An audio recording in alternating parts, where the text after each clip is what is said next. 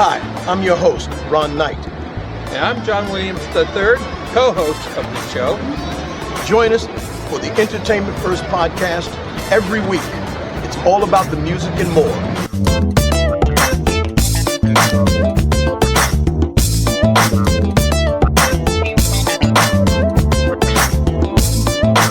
All right, John. Big John E. Williams is with me today, and we got a super beautiful guest today on our show. That's right, Entertainmentfirst Podcast show, where it's all about the music and more. Ladies and gentlemen, we got the one and only Miss Rosslynn TaylorJordan on our show. But first, let me just hip everybody up out there as to who you are. With over 15 years working in the entertainment industry, this girl has really put in some time. Rosslynn TaylorJordan has pioneered through reality TV shows for 15 years. And that, I'll tell you, that's a feat in itself. Okay?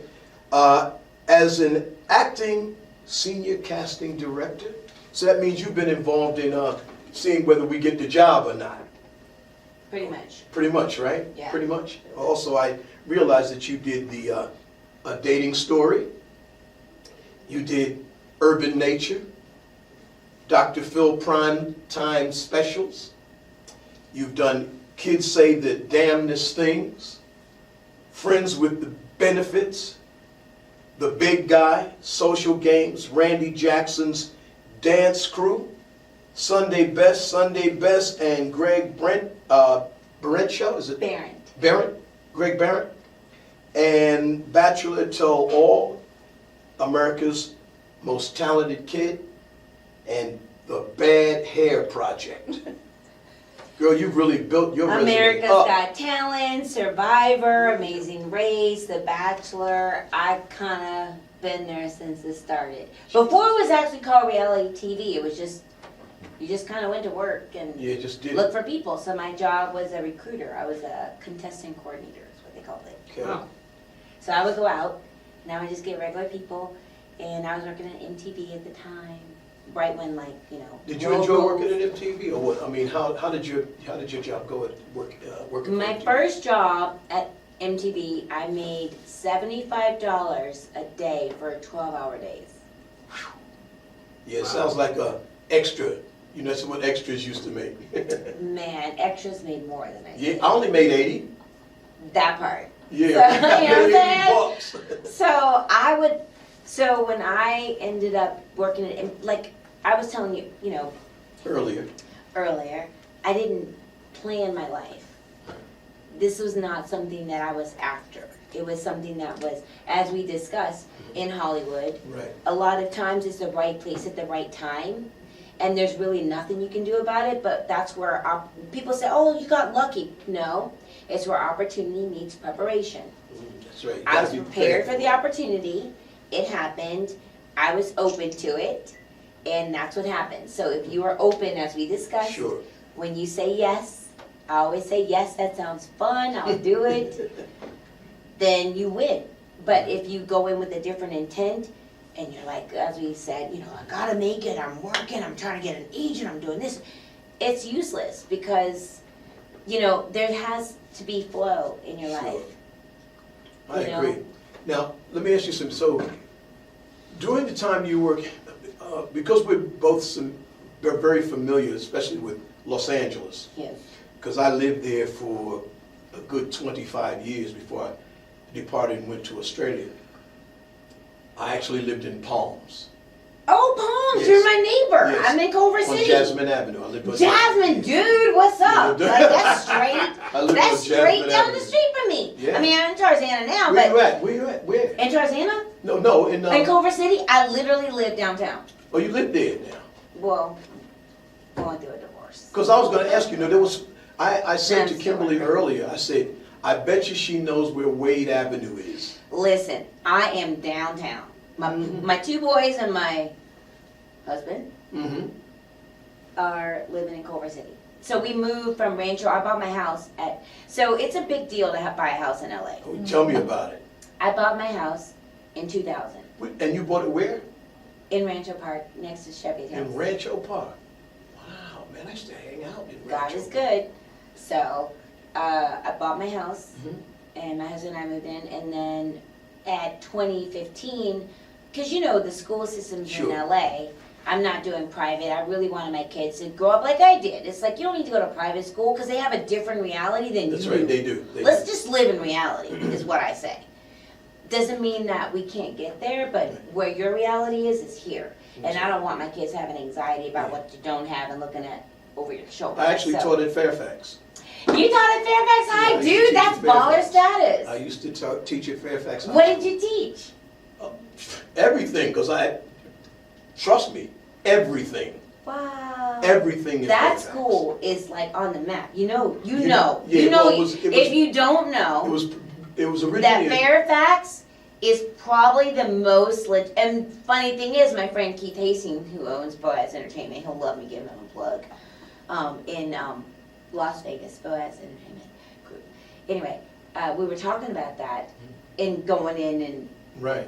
making that happen. I'm like, okay, well, you're gonna be at Fairfax. He went to Fairfax. He went with who's some of the big alumni from there? Lenny Kravitz. Yeah, Lenny Kravitz. A lot of people went to Fairfax. A lot That of and Hollywood people High. and Hollywood And High. Hollywood High. So you came from like a your whole life has been kind of like an epicenter of everything. Oh yeah, because I ended up teaching on Fairfax and Santa Monica. I don't know if you know it, but there was a music school that sat on the corner there, and I taught with a friend of mine named Bob Wolin, who actually taught. What's the guy from the guitar? Flash? Flash. Oh wow. Slash. Oh Yeah, Slash. He was with Michael Jackson with the big Yeah, hair and the Slash. hat. Yeah, Yeah. actually Slash has my best friend's technique. That's what he used on stage. When he came, he didn't play very well. But Bob is a great guitarist. Actually, he's a mathematician, and they teach privately now because we actually got out of the school system in Los Angeles. We pulled out Why? because I mean, I know because why. at that but I'm time, yeah, asking. because at that time there was a lot of young girls that were out of control. And because we were male, and they were really busting a lot of guys for no reason, because some of the young girls not understanding, their role between teacher and student would sometimes just force themselves on the teachers. And I said to him one day, you know what, man, I'm out, because there's no way, because I had seen it happen. I had seen it happen for no reason. So he teaches with his wife now in Silver Lake, and they teach privately. They teach privately now. We all went to, and then Kimberly and I started a theater school in Australia. I had so many people. We ended up. I ended up stopping. All I'm going to say Yeah. is, Kimberly, I would like to go to Australia. I did Survivor season 2, All right. and I was in Australia. So my job on Survivor was season 1. Well, the bottom line is I would do the casting, and then when they would go over to the island, I would, once they, tribe is spoken, Yeah. they walked down the plank, they were coming to me. I was like, what's up? So second season we were in Australia, and I was living in a house in Queensland. In Queensland? Queensland. And I was a Kiwi, Yeah, right. because all of our security guys were Kiwis, so they were Yes, teaching right. me all the different things to say, and kind of a big deal over in Australia. You can't go up there right now. Can't go up where? Now the two states are, you're not allowed to go from New South Wales Queensland? to You Queensland. can't go from Queensland No, to Australia? right now, that's the security they have going right now. Oh, because of COVID. Yeah, because of that, but it's, we spoke You know what's about up. it. Yeah. That part. I'm trying to stay away from we will stay away from that conversation. We'd like to keep it positive. So tell me, what are some of the projects you're working on right now, as a matter of fact? That's what we had talked a little bit about it earlier. Yes. But I want to know what you're actually working on right now. Well, right now, I'm really excited because after, as you said, being in television for such a long time, there's so much great talent. There's so many incredible people who really deserve a shot, and they're not getting it. Right. And as a creative, we have nothing else to do but to give our gift of creativity to the world. So what God gave me in my spirit was to support that effort. So after being on all these big shows, specifically one of them being America's Got Talent for so long, there were so many kids that I met that came through that were spectacular, that we just didn't have room for them. Yeah, right. There was just no room on that show. You weren't gonna get in because we That's already right. had that type. You know what I mean? And so I have tens of thousands, I'm not kidding, Yeah. of people in my database, in my Rolodex, tens of thousands who've applied. I've interviewed, I guarantee you, over 50, 60,000 people. I've been doing it a long time. Yeah. So I've interviewed everybody. And the one thing that always made my heart ache was that I couldn't put that kid on. Yeah. And it wasn't because you weren't good. That's why as a casting director, I need people to know you're great. It's not that you're not great. It's just only a certain amount of time or or space. So as we discussed, being able, which I love about what you're doing, is being able to give all these independent artists and Just Righteousness Foundations where we are, giving all these independent artists an opportunity to share their vision and their passion, and me coming from network to bring them up to network level. So I've started Acro Studio, which John, do you want to ask her a question while you're here? Because you were talking to me about it a little bit earlier. So what did you have to say? Well, I forgot what I asked you exactly. Well, make up something. But, you know, I mean, and well, once upon a I time. can figure it out. I can talk to That's right, myself. you can talk. If you've noticed, I'm pretty good at talking to myself. But So I'm sure hey everybody, he it's asked me- Roz. I'm TJ here hanging out today. He asked me something about you, so go ahead. Yeah, so, yeah, I mean, it's interesting because, you know, I'm doing something like that, which is a class with Broadway to help educate kids about theater and keeping the arts in the schools. Four musicals added into one, where it's a 32 city tour, 720 performances, where we'll be at the Amiston, I think it is in LA. Wait. But where the kids would participate with the chorus and the drive that would give the kids to go on, you know. So, What you're doing is super spectacular. I love that word because And I so- don't use it a lot. Yes. But right now it's necessary because they need inspiration. oh yeah, They're still in our lives. So when you stifle creativity, you're killing the soul, you're killing the spirit. So I want to applaud you thank you. because it really is necessary. These babies need help. Oh yeah. So They need opportunity and exposure. That's what I think. Now, you know, I noticed that you also was known for your starring role in the role in Nickelodeon's Chalk Zone as the voice of spunky Queen Sheba. Tell us about Sheba, because I know there's a story behind Sheba, isn't it? Yeah. I love that Sheba.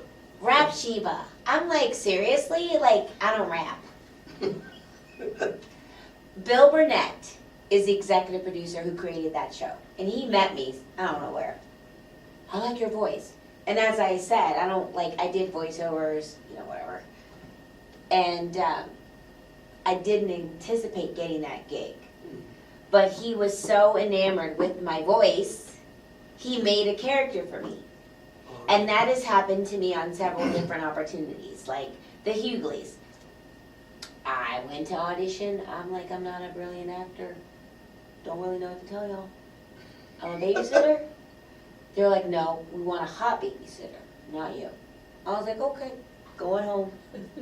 What they do, bring me back, made a part.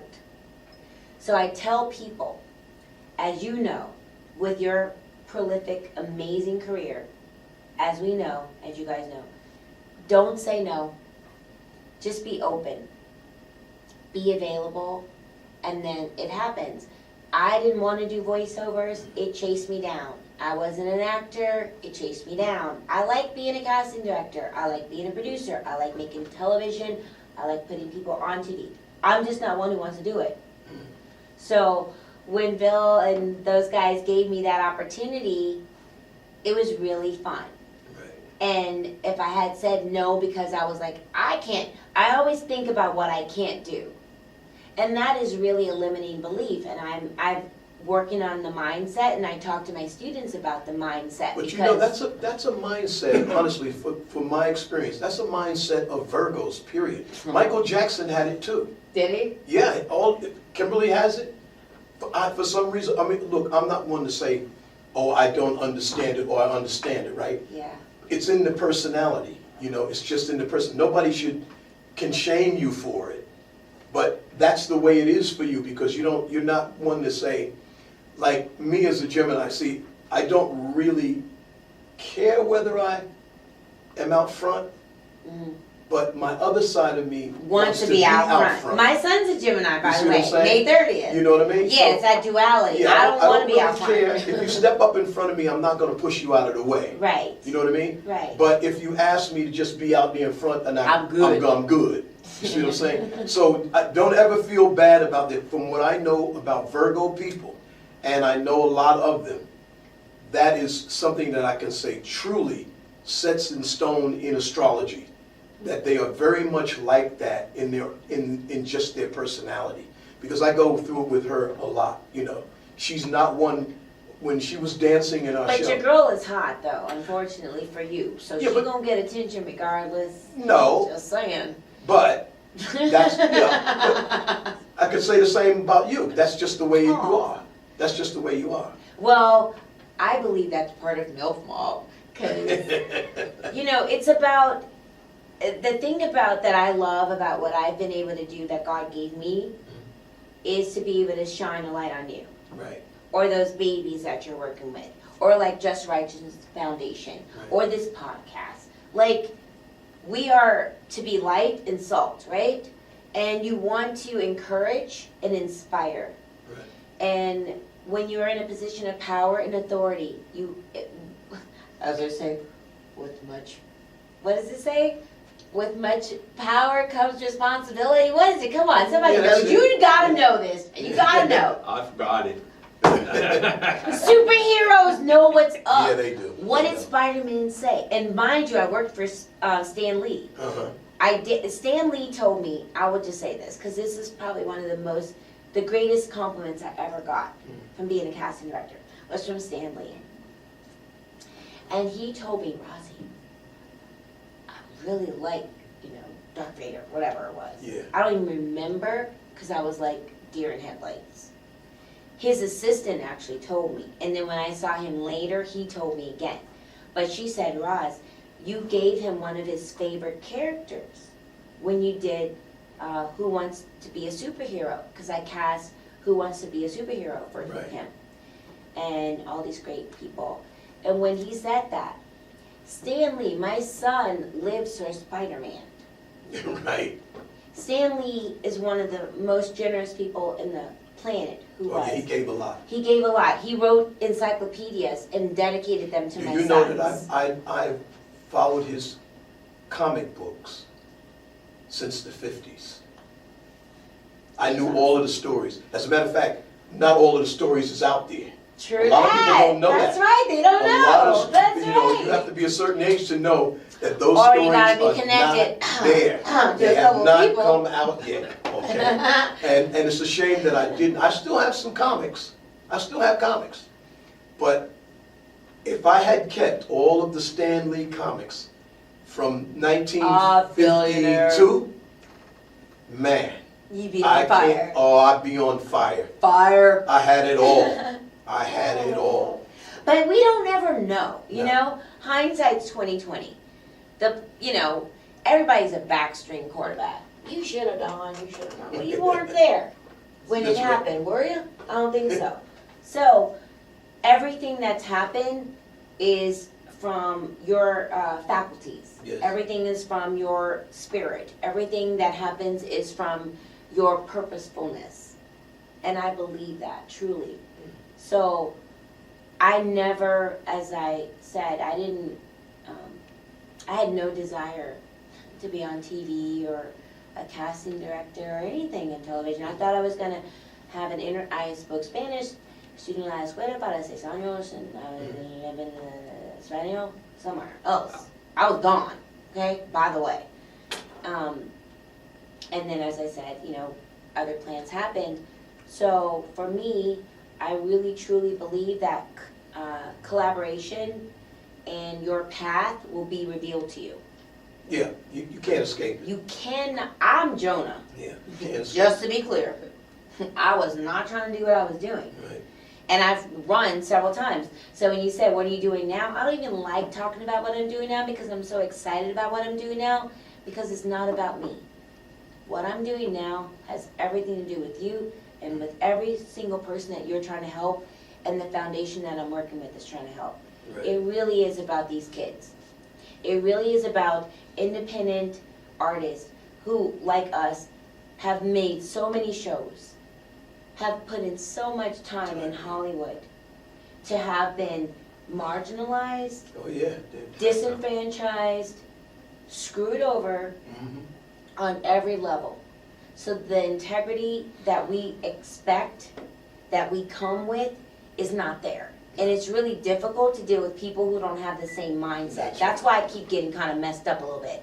Because I have integrity. I do work ethic. I work. People don't want to work no more. No, they don't. They don't want to work. What happened? What happened is the fact that I hate to push it on this justice, but because I've observed it over several decades, and because of my age now too, as you go along, you learn a lot of things. Some people learn it, some people get taught it, some people take it in and then they utilize it. Well, what I've seen, I got involved in computers probably in 1975.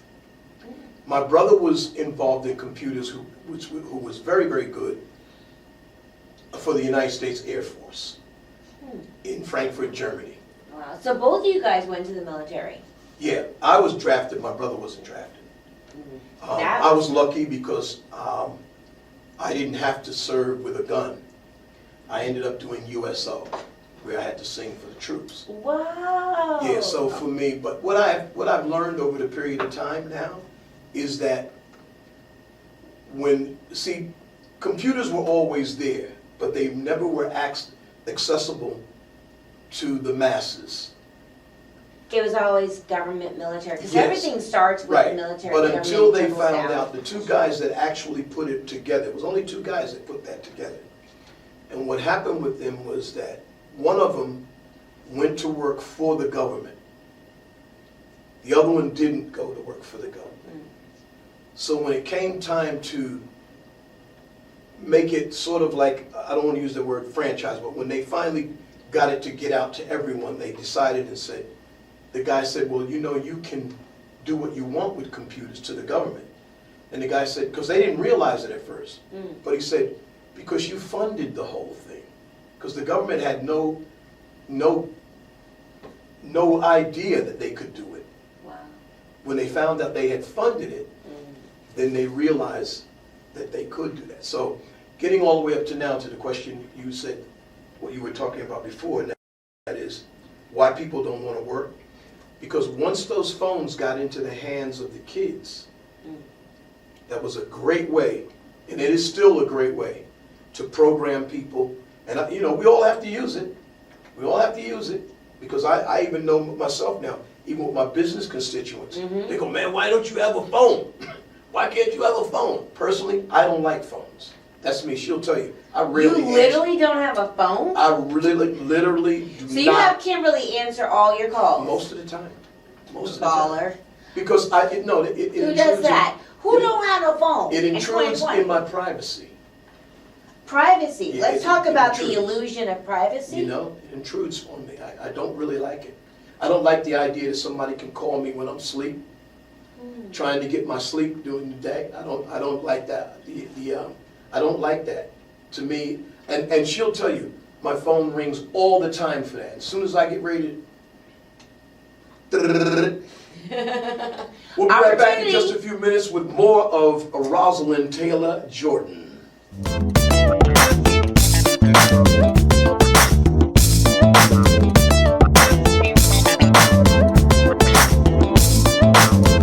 All right, we're back once again. Entertainment First Podcast, where it's all about the music and more. Rosslynn, John has the last question for you today, and he's been bumping me under the table I'm trying so to ask this sad. You question. guys are so yummy. Yeah. I gotta go. She's Can I wonderful. stay? No, we really hate beautiful people to go. We really do. Well, But Kimberly we should all- be sitting like next to you me. said, We'll have two co-hosts, you've me, always said- Kimberly, and you and John. What's What's up? What's up, Pastor Mahalamada? What's up over here, Just Righteous? I'm available. Go ahead, John. Okay. To be a part. No. So, good question for you. Being a casting director, when you cast somebody and you have a balance between a lot of people that are very good, how is it hard to really choose and then finding out that you should have chose somebody else? How does it feel? I never choose somebody else. So I don't know what that feels like. Right, but when you're balancing between a few people, how does it come down to deciding? How I pick that person? Yeah. Okay. So for me, people always want to know, how do you become a casting director? Like, how do you do that? I don't know. If you heard my story, you ain't gonna want to hear it, because I didn't choose it. What it is, I think the most important thing is to look for authenticity. People who really can connect with real people, who really have a spark, a fire, they're uninhibited. I ask you a question, you respond. I'm not pulling teeth. You know what I mean? The cream rises to the top no matter what. So depending on what the project is, let's say it's singing, okay? Because you're a great singer, right? And you know you've worked with a ton of people. When you come prepared, it's different than if you're not prepared. That's right, it does. That's right. A lot of times it comes down to preparation. It's not really about whether you're good or not good, it's that you weren't prepared for the opportunity. And it brings us back to being prepared. It's not luck, it's you did the work.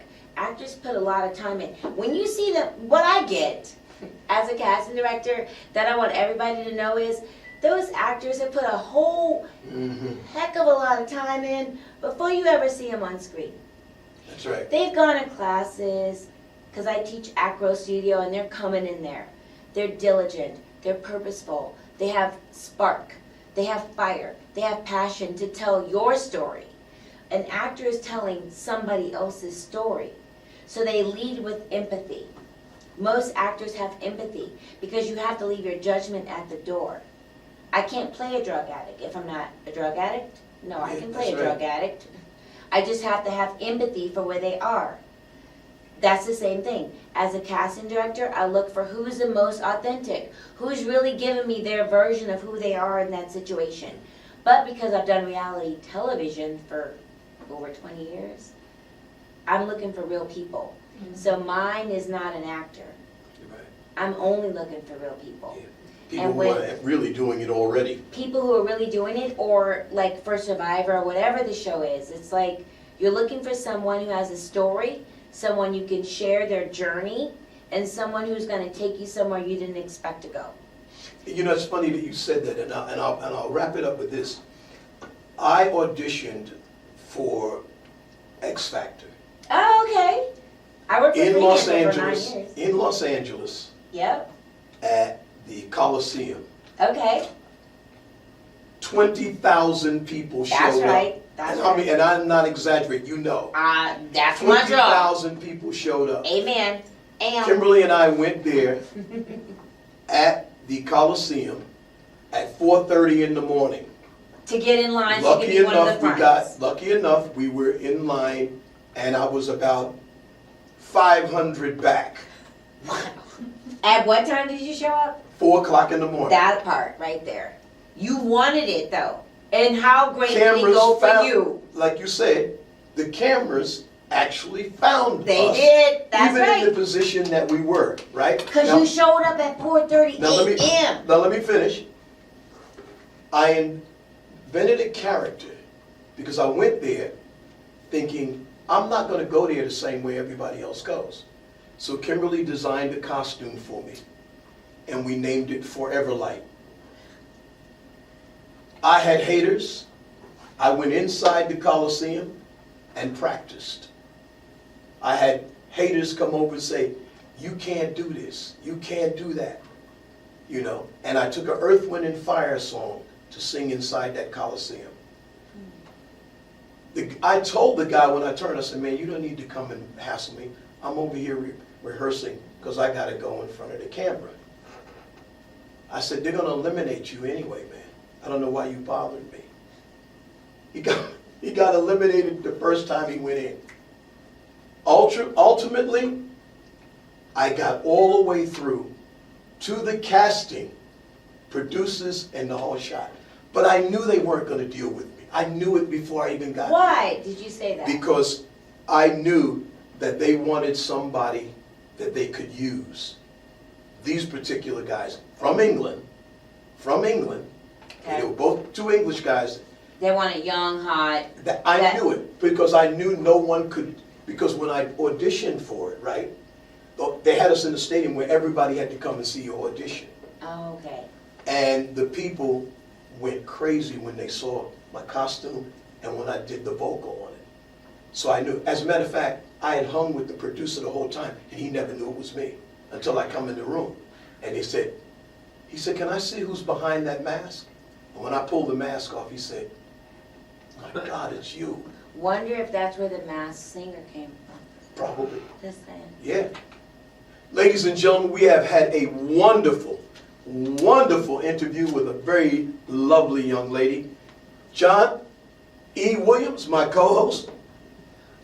My name is Ron Knight, and we're here with the Entertainment First Podcast, which is all about the music and so much more. Thank you so much for having me on. I am honored. Take care, everybody. We'll see you next week, live and in color. Have a good night.